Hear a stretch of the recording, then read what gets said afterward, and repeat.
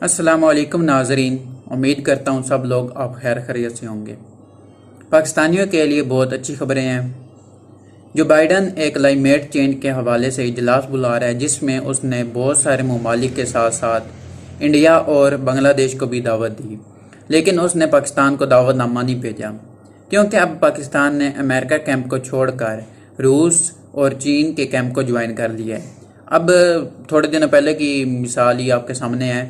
रूस का वज़ीर ख़ारजा 9 साल बाद पाकिस्तान के दौरे पर आया था, और अब पाकिस्तान में से कुछ लोगों ने वज़ीर आज़म इमरान ख़ान की ख़ारजा पॉलिसी पर उंगलियां उठाने लगे कि अमेरिका ने इसको कोई घास नहीं डाली, इसकी ख़ारजा पॉलिसी नाकाम है, ये वैसे दावे करता है, ये झूठा बंदा है। तो जो आलमी माहिरीन हैं, उन्होंने जो बाइडन के सामने रखा, एक आप बहुत बड़े बंदे को छोड़ रहे हैं।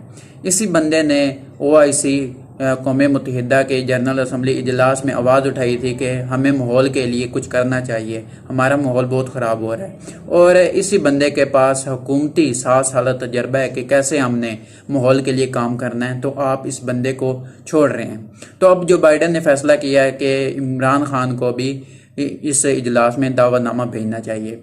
तो जो लोग इमरान खान की खारजा पॉलिसी पर उंगलियां उठा रहे थे और इसके मंसूबों पर उंगलियां उठा रहे थे कि इसके मंसूबे नाकाम हो गए हैं, इसके मंसूबे वैसे ज़ाया वैसे पैसे खर्च कर रहा है, तो उनके मुंह पर जूता है। पाकिस्तान के लिए एक और बहुत बड़ी अच्छी खबर है। FATF का अनकरीब इजलास होने वाला, और इंशाल्लाह अल्लाह ने अगर चाहा तो पाकिस्तान उसमें वाइट लिस्ट हो जाएगा।